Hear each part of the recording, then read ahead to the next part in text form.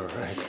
Ricky Fung, co-founder of Chronic Inc., but firstly a father, a husband, family man, entrepreneur of about 20 years, started in the body modification industry, stayed within the space. Next venture was pierced, and then it was Junipurr jewelry.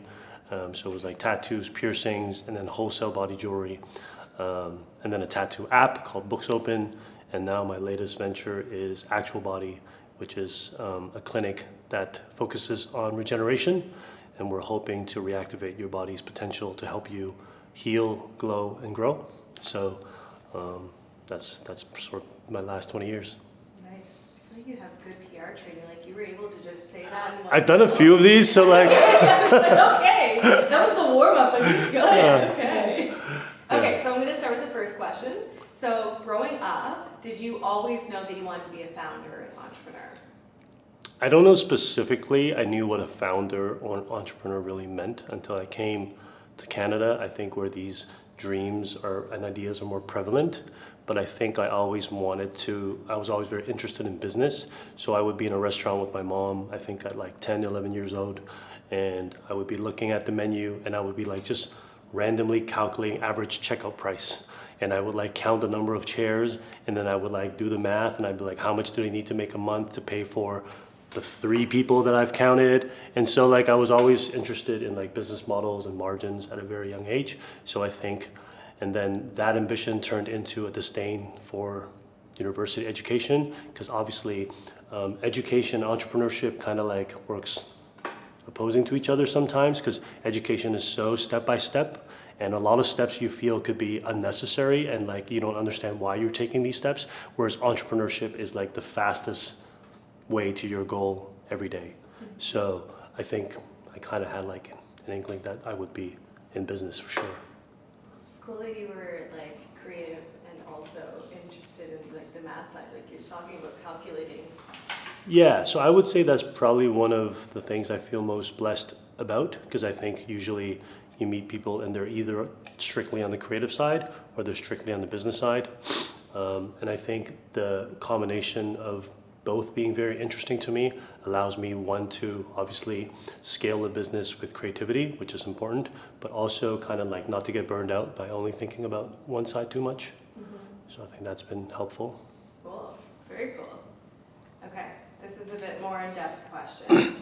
So Chronic Inc. has built one of Canada's top tattoo apprenticeship programs, which isn't easy in a competitive industry. What made you want to open doors for new artists instead of sticking to the traditional, more exclusive path? So there are a few reasons, and usually when you try to do something bigger in terms of like the manpower and the amount of effort you would need, it's never just like a singular thing that leads to the decision. There are multiple factors. I think first, it was necessary for the business, which drives the first impetus to think about how the rest of it would work.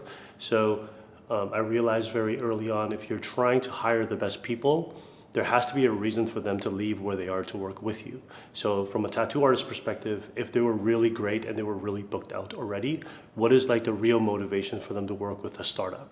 So that's hard, right? So just like any other startup, attracting talent was difficult. So we thought that yes, while we can go out and source some of that talent, it's also very important to start building some of that in-house so it matches the ambition of our scale. And then the second part of it, like I had, I think like a rougher teenage years. And so I think I felt in my life I was given many second chances. And the path to becoming a tattoo artist, if you think back 20 years ago, involved a lot of people who didn't like really you don't just wake up and be like, I'm going to be a tattoo artist. You kind of zigzagged your way through life, and then you ended up becoming a tattoo artist. And so I felt like a lot of those people deserved a second chance, which then made, if they were coming from an in-house program, I could help monitor and support that second chance, which made that all the more fulfilling.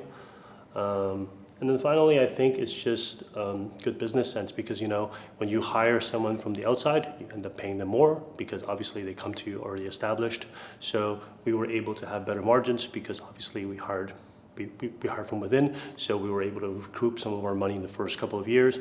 And the culmination of like a business decision with a human decision just kind of made it like a no-brainer for us. Yeah, you also were kind of touching on like a little bit of a mentorship as well with these Yeah. people, so that's really, really cool. And then I realized like one thing was like, so mentoring tattoo artists or artists in general, it's like a very difficult thing to do, especially at scale, because I don't think art was really meant to be scaled, and neither are like tattoo studios. I think just by nature they're meant to be more boutique and art driven and creative driven.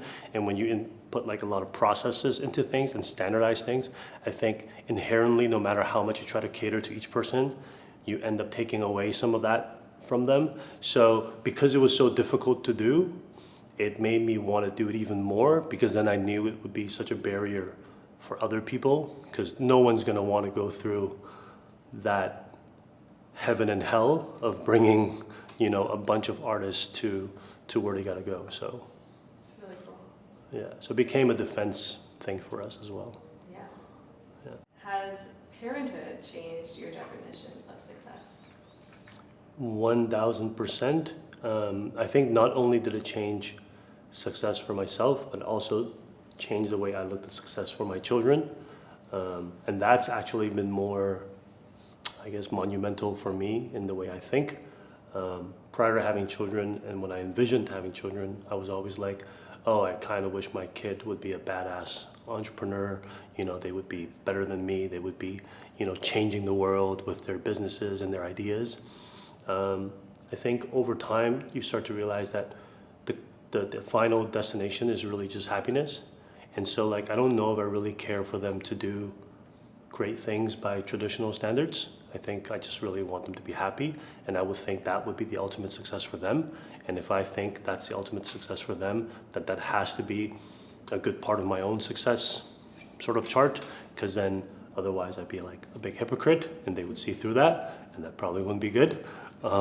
So I definitely think I still want to do the things that I want to do, but happiness and working for them kind of like is the epicenter of all of that decision making. Yeah. Very cool. How do you stay grounded while juggling the demands of both business and family? Well, being grounded is very easy because I think life humbles you all the time. So that part is not difficult.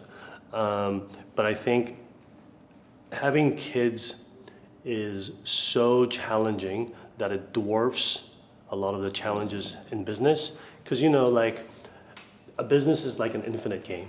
Like until you exit and sell your business, you are either chasing somebody, chasing your goal, or defending against something, or trying some new ideas. Whatever you're doing just seems like it's always going to have some next thing to do when you wake up. So when you realize that, and then you pair it to the importance of raising a child where you feel like they have like a set amount of formative years where you really have their attention before they get like an iPad or a phone or like a large group of friends, where all of a sudden then your importance and your airtime with them is significantly decreased. So I look at that as like a finite game, whereas business is like an infinite game. So then I kind of know then I have to put more focus with my kids now, or I'm really going to regret it. And you know, like I remember Steve Jobs on his dying days, you know, this is the guy who revolutionized so many things, and yet, you know, he seemed regretful, you know, and so he just felt like you don't take it with you, I think was what he said. And so that like resonated with me. And so I know that there's like it's almost like a countdown from when my kids start to think I'm like not cool, and so they don't want to spend time with me. So it's like a T- clock in my head always.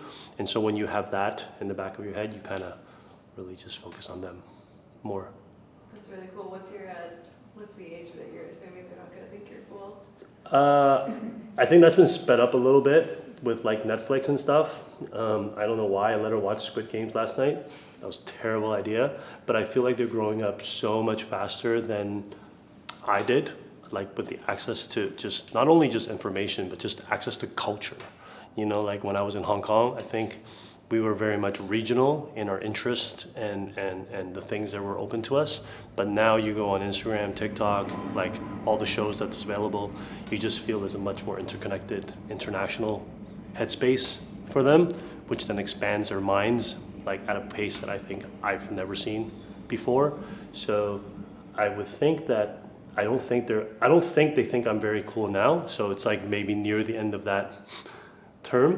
But I think from what I hear from other parents, like 12, 13 is when they really start to like detach and pull the cord. And so I don't know, I got 4 years. Mine is 8.5 and 6. So yeah, so we'll see. I'm gonna stretch that. I'm gonna I'm gonna try to stunt their growth. You can, yeah. That's great. Thank you. How did Chronic Ink become global? And tell us about the challenges of expanding into international markets with a service-based industry. So expanding a service-based industry is very challenging, either like even globally, internationally, like it's even regionally is very challenging. But I think our philosophy to business is we generally don't think of things whether it's easy or hard to do. We just think of things as like, what do we need to do? And I think post-COVID that ushered in a labor psychology that I think was already brewing prior to COVID, but I think COVID really sped all of that up and changed your everyday behavior, and along with it, your mentality of like how you should work and how you should live your life, and what do you need from a studio like Chronic or another service business that presumably now you have your own space, right? So that's like the biggest thing first. So you don't need this physical space. And then after the physical space is the mental space, the emotional space, and all of that goes with it. So I think we recognized that shift. And then we also saw, I think, the macroeconomic challenges that Canada faces. I won't go deep into like, you know, our foreign economic or local policies, but I do think that I don't know that we've made the right investments into those areas, which made me feel that locally things would be a challenge for a while. And especially since I felt like, you know, so many Canadians were living on like essentially free money and borrowed money. It didn't seem to bode well for the future. And so, but then also we looked at the clinic, at the studio as kind of like, if you think of like the F1, and like there would be like a circuit. And that circuit offered a value to tattoo artists that like other studios couldn't offer. So we knew where the best tattoo places in the world were, which was, strangely enough, Toronto was one of the best. New York is one of the best. Taiwan is one of the best. And then so we started to build in these cities so that at any point in time when they want to become nomadic, they're still working at a Chronic studio. Yeah, I was wondering how you chose the locations. Yeah, so we work with a lot of international guest artists, and they always tell us, you know, like where's the best places to make money. And so like Berlin, New York, Toronto, Taiwan was top, I think, 4. LA was one of them as well. And so we haven't gone to Berlin yet, but that might be something we'll look at. Very cool. Down the road. One thing you were saying that I've never really thought about before, you were saying like there's things in business that aren't hard or easy, there's just things you have to do or don't have to do. And I was like, what a nice mind shift. Yeah, because if you think of things as easy or hard, most people would just choose the easier one to do. But then if it's easy for you, it's easy for others.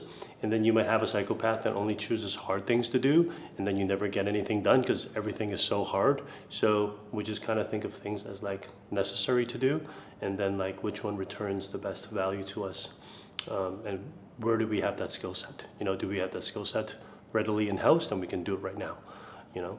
So I think taking that part out of it takes the emotion out of it as well. And a lot of times you're just doing more data-driven decisions. Nice. Have you learned, do you think, and I'm kind of going off script here with this question, have you learned how to separate emotion and business? Do you still struggle with that, or is that something you learned to do a bit earlier on?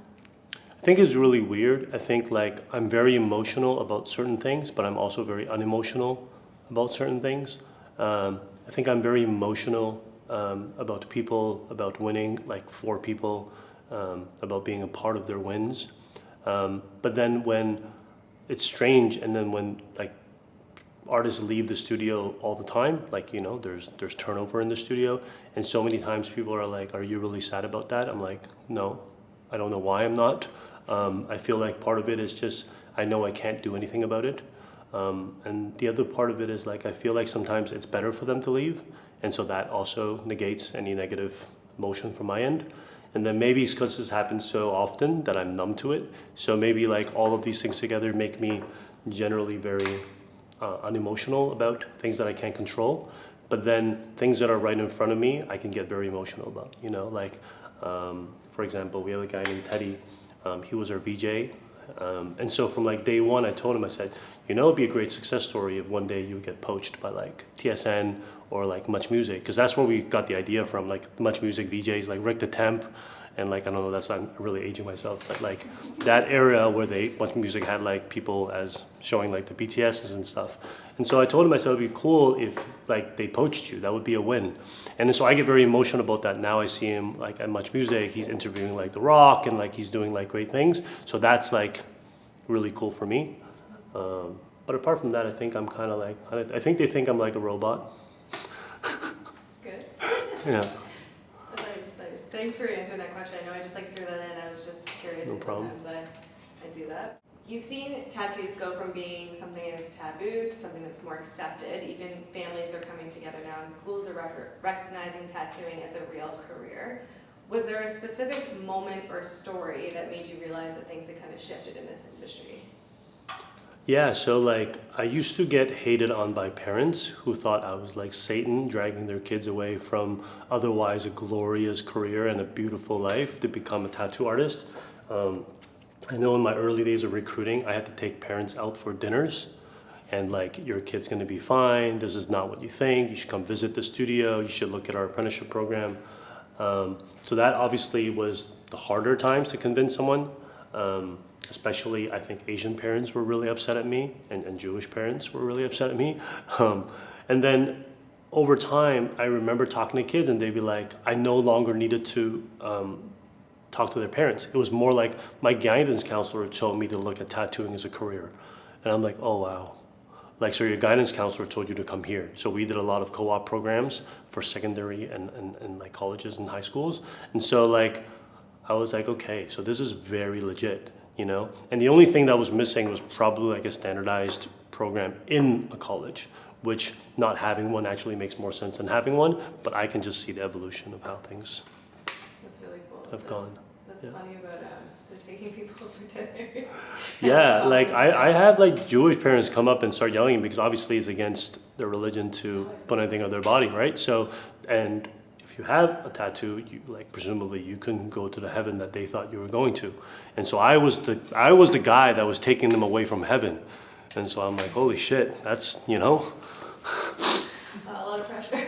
Yeah, a lot of them shouting at me, and I was just always like, listen, you know, I don't control what they do. You know, that's, yeah. What inspired you to create Books Open and Actual Body? I know they're two separate questions because they're two very different businesses. So I always try to imagine things 5-10 years from today, what they would look like. So I always think the person that's going to kick your butt is someone from like the basement with like a brand new idea, with a fresh approach that's got nothing to, like, that's just taking a completely different position from where you were, kind of thinking like the way to beat Google isn't a better search engine, is like ChatGPT. It's like just like a complete different way of approaching the problem. And so I think about this a lot, about all of my businesses, and I just thought that, you know, if Chronic Ink was one of the world's largest physical tattoo brands, then the one that's the likeliest to displace me would be like kind of like what Airbnb did to hotels, kind of what Uber did to taxi drivers. So then maybe the largest digital studio is what would kick my butt. And so maybe preemptively I should do that, either as just like a defense mechanism, but also maybe if that's really where the future is going, then maybe you should start heading that way. And so that was really the impetus for Books Open. And then Actual Body came kind of like serendipitously. So I've been in tattoos and body mods for 18 years. And yeah, like, are there some days when I wake up and it's like I'm doing a lot of the same things, and I find it sometimes a little bit hard to come up with really fresh ideas that maximizes what I feel is like my potential as a CEO or a steward of the business. So I met a therapist who miraculously cured my shoulder after 20 years of pain, and I decided to look into the technology, and I realized that it was something that was quite unfamiliar and new, and it's basically sound wave technologies that go into the cellular level of your body and like affect change on a cellular level and creates new blood vessels and all of these things. And I know wellness is huge. You know, people are drinking less, people are focusing more on their health more than before. So I just thought this would be a good sort of space for me to reinvigorate myself and to reinvent myself. And I'm 44, so I'm like, this could be my last, like, go at it. Yeah, or you know? your first. Or my first, yeah. Like many founders start in their 40s, but I think like I've started so many businesses in the last 20 years. It takes so much out of you, and for sure you're losing something somewhere else. So whether it's, you know, attention to your existing staff, attention to your current business, some time away from family, some time away from yourself, you're definitely losing something by trying to gain something. And I don't know that I have that many more startups in me. So, but this felt like a really, really good idea. I can't wait to tell you all about it. And so this is my sort of my chance to tell myself that, you know, I can do it all over again. Very cool. Yeah. I noticed when you introduced yourself, you said, but first and foremost, I'm a father, a husband, or you reintroduced yourself in that way. Is that identity shift, was that always there for you, or did that happen immediately? No, definitely. I always thought of myself first, just as an entrepreneur. I think that's what I identified myself with for the last 2 decades. But definitely the last 8 years of having kids, for sure the focus has been now like I'm much more of a family man first, and that's my first priority, is to make sure my family is okay, and then to make sure my business is okay. Like if I had to choose between the two, it would be family first.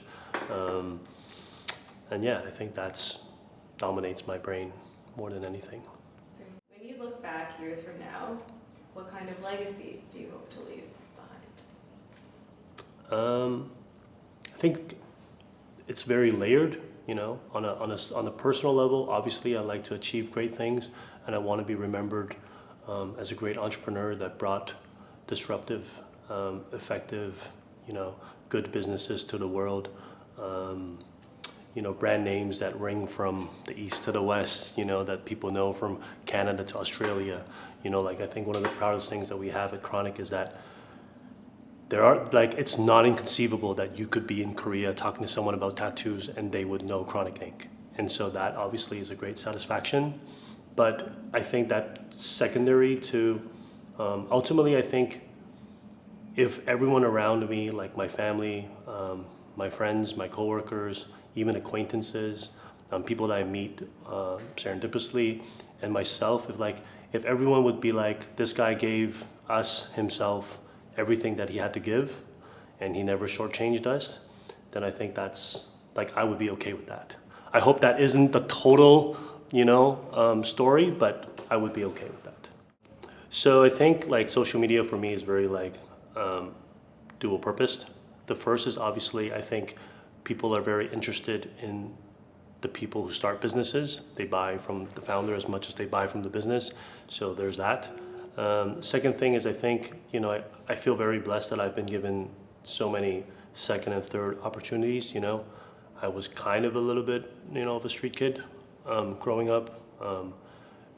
Probably got more chances than I feel like some other people did. And it's not often, it's not guaranteed. And so I feel like there's always this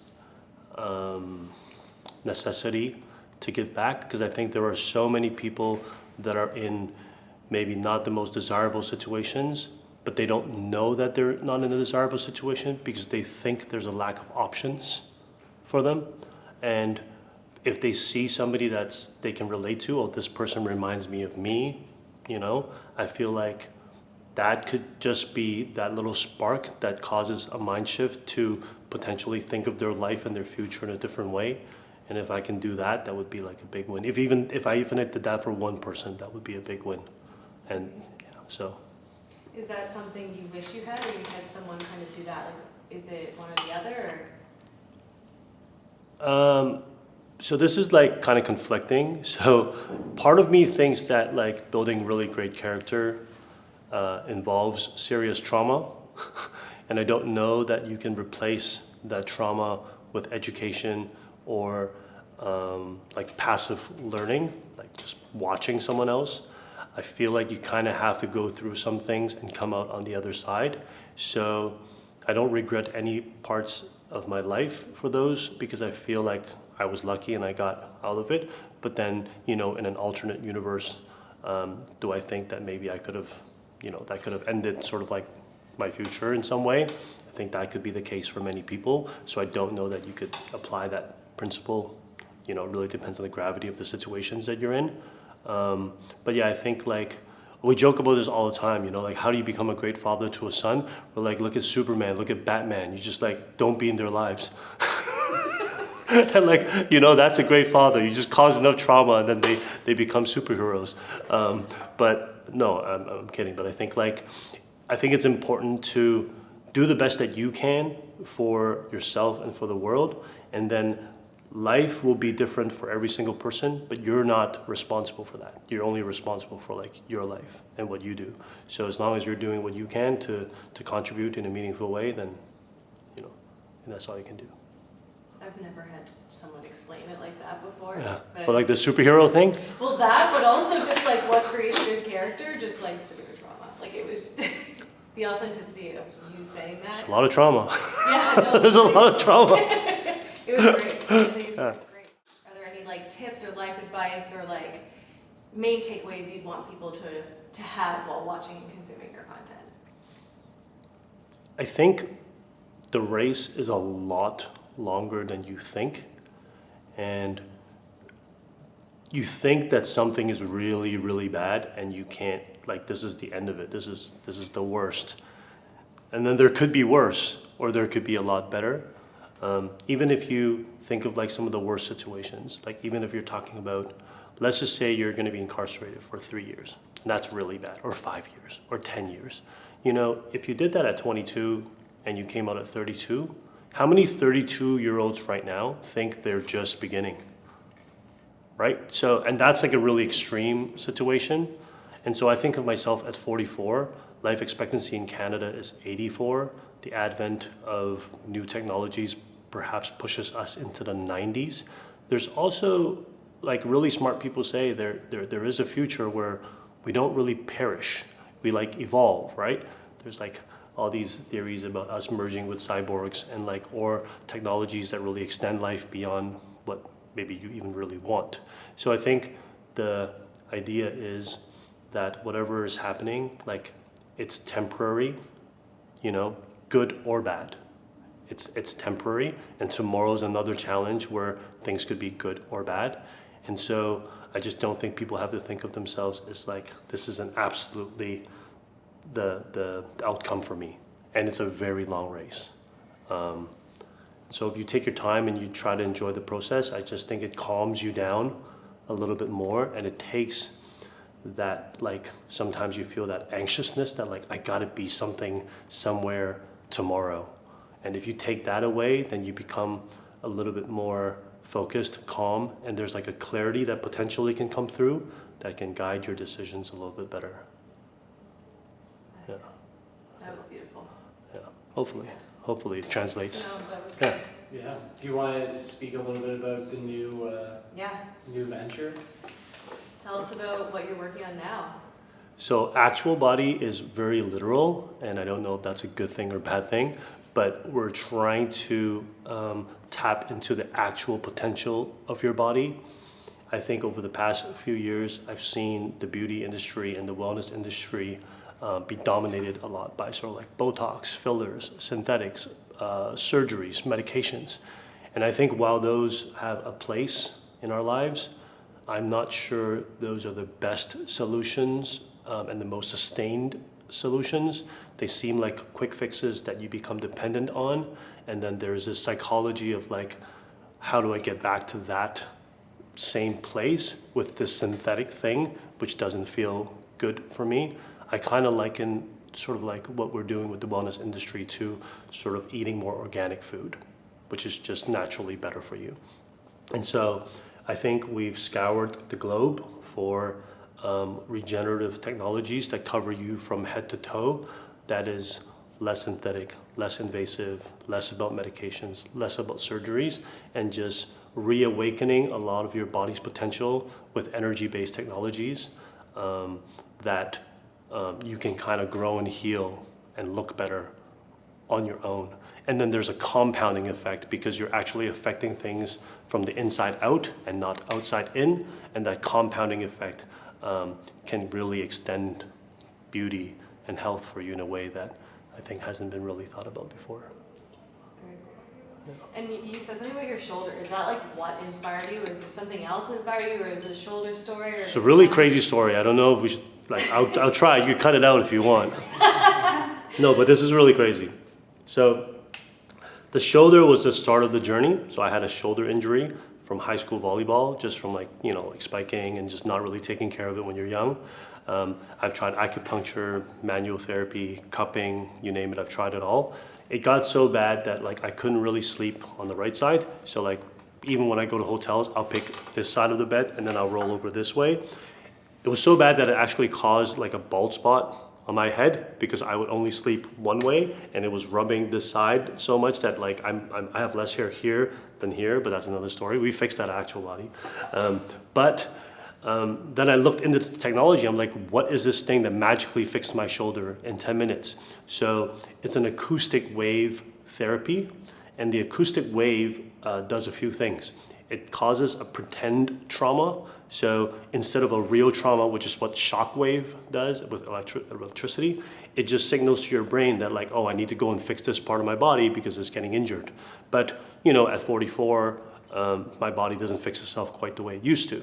So it does the second thing called like angiogenesis, which is like the creation of blood vessels. So now, if you think about it, it's like I've got more arteries going to this injured spot and it's carrying with it more nutrients, more oxygen, and more things to fix my body quickly. And then another thing that it does is that it promotes the creation of exosomes. So many people know PRP, which is plasma-rich, protein-rich plasma. So exosomes is a step beyond that. Kind of look at it as like the final boss of growth factors. And we kind of call it the liquid gold of your body. So the exosomes goes around and actually tells your body to like, hey, wake up, you need to fix yourself. And these are like the best growth factors that you can have. It's like nanoparticles. And so a culmination of all these things fixed my shoulder within like 4 sessions. And I knew it wasn't placebo because when I went to the gym, the next day I was lifting 20 pounds heavier on each side. And my trainer was like, did you take some steroids? Like, what did you do last night? And then that's when I realized this is some amazing stuff. So I looked into the technology, discovered all of this, and realized that it had protocols for so many different things, including ED, like men's erectile dysfunction. Yes, so apparently this technology fixes erectile dysfunction. And I saw this, and this is the part where it gets a little bit funny or crazy. I saw this graphic of 2 penises. On the left side was a penis before treatment, and it had less veins. And on the right side was a penis post-treatment, and it had a ton of veins. And I don't know why, I was thinking SimCity. That's what my brain turned to. I looked at that, I was like, holy shit, like that city on the right side has a lot more infrastructure. That's what I thought of. And I went to the guy, I'm like, like, does it make it bigger? And he was like, I don't know. And I'm like, we should find out. Because I'm like, in my mind, I was like, if it made it bigger, I'm gonna be really rich. So I decided to tell my friends to go and try it. And my friends were kind of skeptical. So then I'm like, I think you'll be fine. It's Health Canada and FDA approved. And the crazy part of it was that all of my friends, minus one who didn't finish treatments because he just didn't want to, everybody experienced like growth. And I was like, okay, this is crazy. But then I didn't want to be known as like the penis guy. Like, why not? I'm trying like not to react. It's really hard. I'm just like. But that's just not like, I don't know, like I'm at my kid's graduation and they're like, what does your dad do? I don't know, he makes penises bigger. Fair, yeah. That's not how I want to be known exclusively, So I'm like, and also I think from a business perspective, I thought if it could do it for this part of the body, it must have other potentials for other parts of the body. So I wanted to create a more holistic, comprehensive menu for people instead of just being a sexual health clinic, which I do think is obviously very underserved and necessary. So I literally scoured the globe for energy devices to deal with pain, to deal with cellulite, to deal with fat loss, to deal with sexual health, spider veins, hair, skin. We found like a technology that helps with every single part of pretty much your body, and we can make it rejuvenate and regenerate without it being really invasive. This is like groundbreaking. Might be. We'll find out. We'll find out. The technology absolutely works. The challenge is obviously educating people and getting past all the inhibitions and all the reasons why someone might not want to try these therapies. But all of these therapies have clinical trial data. They're all FDA or Health Canada approved. They work. Incredible. I can't wait to follow along more with this. Yeah. This is crazy. Yeah, I don't know if you want to cut out the whole penis thing, but. Well, I mean, we're going to hand it over to you.